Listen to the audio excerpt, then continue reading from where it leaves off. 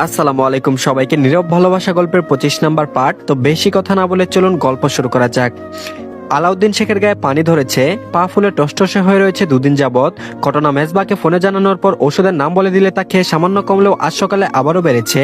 তাই শেষমেশ আজ মুবিন আসার পর তাকে নিয়ে হাসপাতালে গিয়েছিল সে। ডাক্তার দেখিয়ে ওষুধপত্র নিয়ে এসেছে। দুনিয়ার এই জীবনে মনে হচ্ছে হায়াত দিনে দিনে কমে আসছে, তার দ্রুত মৃত্যু ঘনিয়ে আসছে। তবে অনেক কাজই যে এখনো অসম্পূর্ণ রয়েছে। ছোট মেয়ের হত্যাকারীর স্বাস্থ্যের খবর না শুনে মরে গেলেও শান্তি পাবে না সে।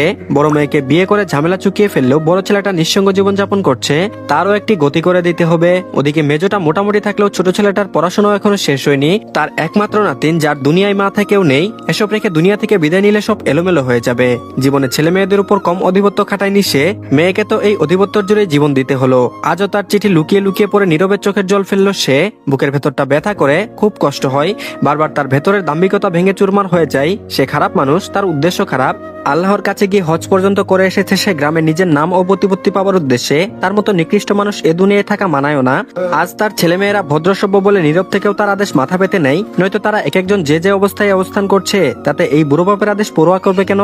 তবে তারা এই বুড়োর কথা পরোয়া করে। বড় ছেলের বউ মন মতো না হয় যখন বুদ্ধি করে মিথ্যা অপবাদ দিয়ে তাকে বাড়ি থেকে বিতাড়িত করলো, তখন মুখ বুজে নীরবে আদেশ মেনে নিয়েছিল মাঝারুল। মেজো ছেলে মেজবা দেশের বাইরে থেকে ডিগ্রি নিয়ে আসা ডাক্তার হওয়া সত্ত্বেও তার কথায় গরিব ঘরের বাচ্চা এক মেয়েকে বিয়ে করলো। ওনা তো ভুল কিছু বলেনি। সে লোকের কথায় বিচলিত হয়ে তাই দুই ছেলের উপর সিদ্ধান্ত চাপিয়ে দিয়ে তাদের জীবনটা নষ্ট করে দিয়েছে। বুক চিরে একটি দীর্ঘশ্বাস বেরিয়ে এলো আলাউদ্দিন শেখের। বালিশে হেলান দিয়ে চোখ জোড়া বুঝলো সে। নিজেকে সে সর্বজ্ঞানী সবজান্তা ভাবে তার সিদ্ধান্তই এই পৃথিবীর সবচেয়ে উত্তম সিদ্ধান্ত। তার চিন্তাধারাই সঠিক চিন্তাধারা। তবে ওনার মৃত্যুর পর পদে পদে সে বুঝেছে প্রতিটি ক্ষণে ক্ষণে নিজের জীবন তাকে দু চোখে হাত দিয়ে স্পষ্ট দেখিয়ে দিয়েছে নিজের জীবনকে নিয়ে তার ধারণাগুলো ভুল।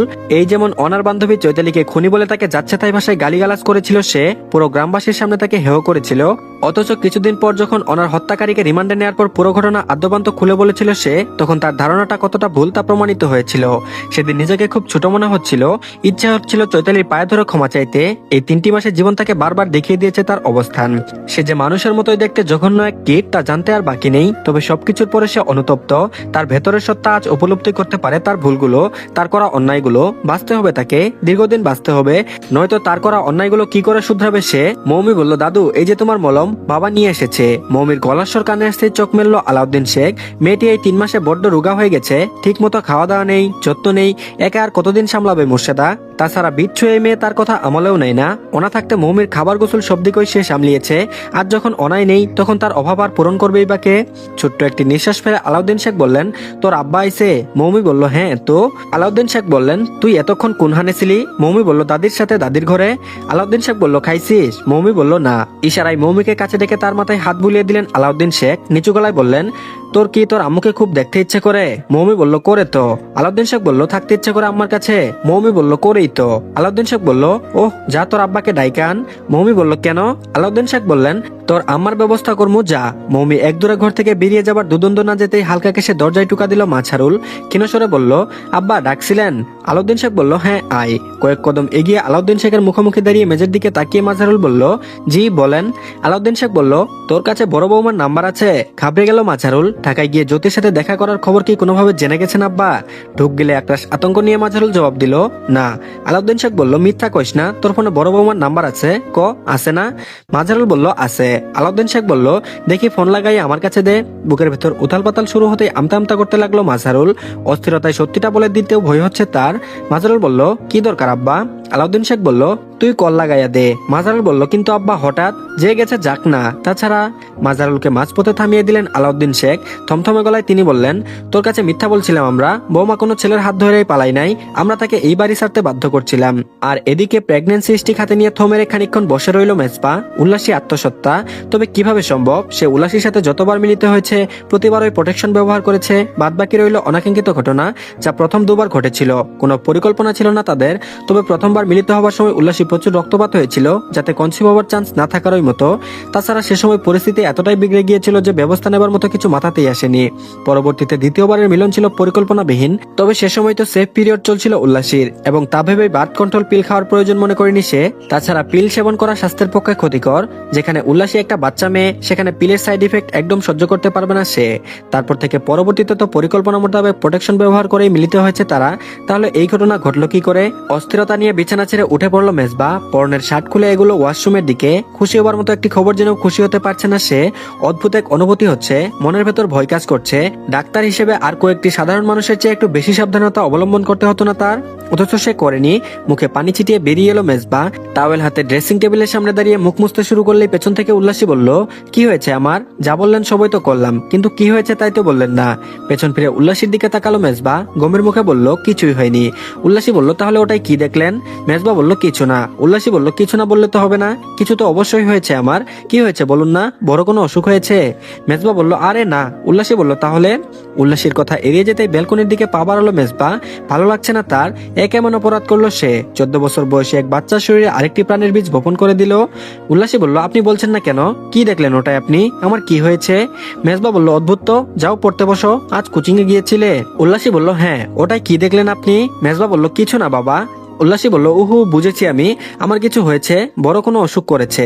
নানান আজে বাজে কথা বকতেই উল্লাসীকে সবটা খুলে বলার সিদ্ধান্ত নিল মেজবা। লম্বা একটি দম ছেড়ে সে উল্লাসীর হাত ধরে টেনে নিয়ে এলো ঘরের ভেতরটাই।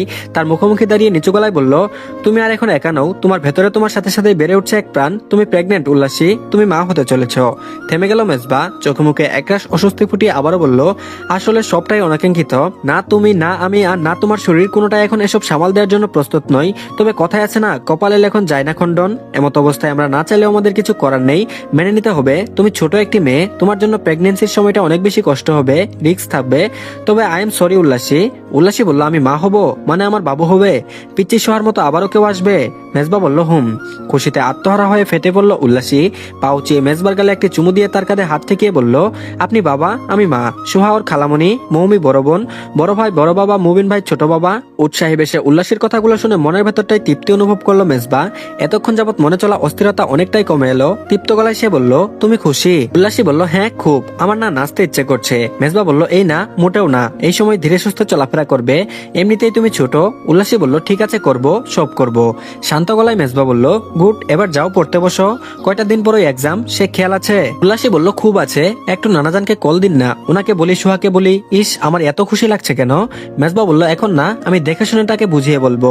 উল্লাসী বলল, না, আপনি কেন বলবেন, আমি বলবো। মেজবা বলল, ব্যাপারটি উনি ভালোভাবে নাও নিতে পারে, প্লিজ উল্লাসী, আমার কথা শোনো, আমি বুঝিয়ে বলবো। উল্লাসী বলল, কচু। ঠোঁট বাঁকিয়ে ব্যাগ খুলে বই নিয়ে বিছানায় গুটিসুটি মেরে বসে পড়ল উল্লাসী। ইচ্ছে করছে না তার পড়তে, কিন্তু উনি সেসব শুনলে তো বমির অভিনয় করলে কেমন হয়। বাবা মাত্র আর চোখে মেজবার দিকে তাকালো উল্লাসী। কিছু একটা ভাবছেন উনি। কি ভাবছে? নানাজানকে কিভাবে জানাবে সে কথা? ভাবতে থাকুক, এর মাঝে না হয় নিজের কাজ সেরে নেওয়া যাক। বিছানা ছেড়ে নেমে দৌড়ে ওয়াশরুমে ঢুকলো উল্লাসী। দরজা আটকে খানিকক্ষণ ওয়াক ওয়াক শব্দ করতেই ওপাশ থেকে টুকা পড়লো দরজায়। মেজবা বলল, কি হয়েছে উল্লাসী? শরীর খারাপ লাগছে? দেখি দরজা খোলো। উল্লাসী বলল, কচু খুলবো। আপনি কি বুঝেন না, বইয়ের গন্ধ নাকে আসলে আমার বমি পাই? মেজবা বলল, তুমি আগে দরজা খোলো। উল্লাসী বলল, খুলবো না, খুললে আবারও গন্ধ পাবো, আবারও বমি হবে। মেজবা বলল, ওয়েট ওয়েট, আমি বই গুছিয়ে টেবিলে রেখে আসছি। দরজা খুলে উল্লাসী বেরিয়ে আসতেই তার হাত ধরে বিছানায় বসালো মেজবা। চিন্তা হচ্ছে তার, বইয়ের গন্ধেও গা গুলিয়ে ওঠে উল্লাসীর। শরীরের অবস্থা কি তাহলে খুব বেশি খারাপ তার? শঙ্কিত মনে ফোন উঠিয়ে ইভানার নাম্বারে ডায়াল করলো মেজবা। জরুরি ভিত্তিতে মেয়েটিকে ইভানার সঙ্গে দ্রুত একবার কথা বলানো দরকার। তো ধন্যবাদ সবাইকে, এই পার্টটি এই পর্যন্তই। তো পরবর্তী পার্টও দিয়ে দেওয়া হয়েছে, কমেন্ট বক্সে লিঙ্ক পেয়ে যাবেন, তো সবাই দেখে নেবেন। আর অনাকাঙ্ক্ষিত কারণে বাধ্য বিয়ে গল্পটা আজকেও দিতে পারছি না, ইনশাল্লাহ আগামীকাল হয়তো আসবে। তো সবাই একটু ধৈর্য ধরুন, আর সবাই অবশ্যই চ্যানেলটিকে সাবস্ক্রাইব করে দিয়েন। আল্লাহ হাফেজ।